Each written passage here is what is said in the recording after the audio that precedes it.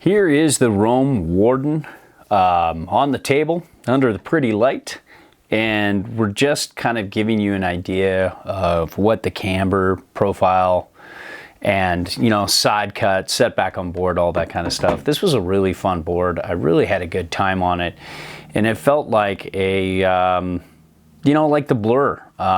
Really fun, more directional turner than the National and the Agent, and I think it's at a very reasonable price point too, from what I understand. But I'm doing this far ahead and I haven't seen the pricing yet.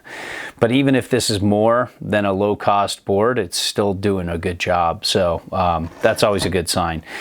Here you can see kind of the side cut depth. It's got a lot going on here.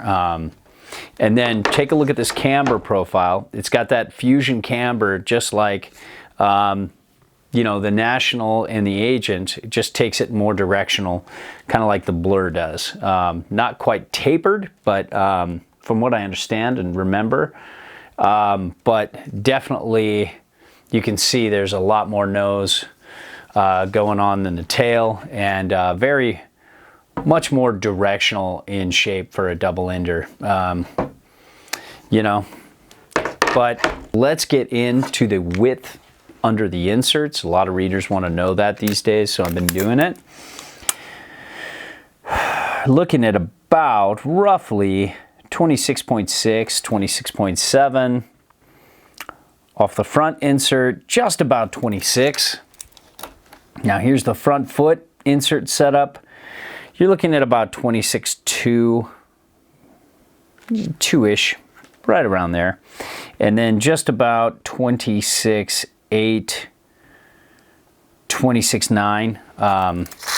So, you know, pretty good when it comes to setback on board. And we'll show you here.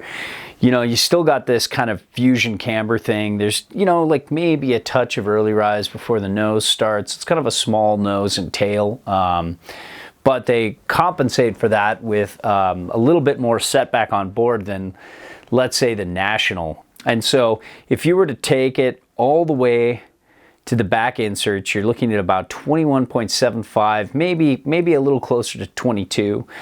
But right about there if you set it all the way back with traditional disc bindings. So you're, you know, getting pretty far back on board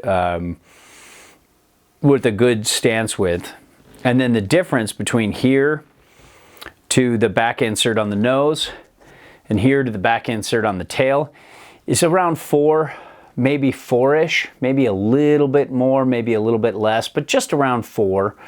And so that means the setback on board is 2 inches back on board. So you're definitely getting a little more setback, but then you factor in, you know, this nice, healthy, springy boa camber that's great on groomers, carving and turning.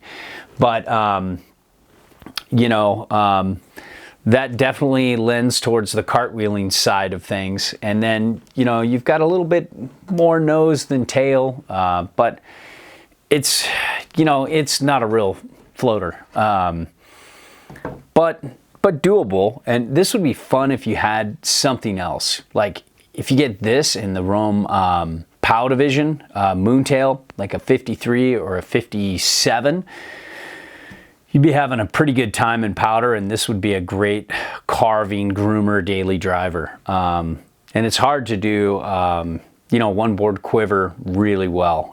That's why we get so stoked when I see those ones that, you know, seem to really float well. But you can see it's just a nice clear base with a clear P-Tex and a good, not even a good, but just an average P-Tex gun at a reasonable price.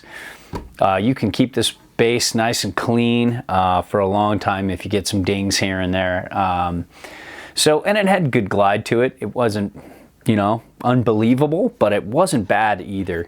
So there you have the Rome Warden 55 under the pretty lights.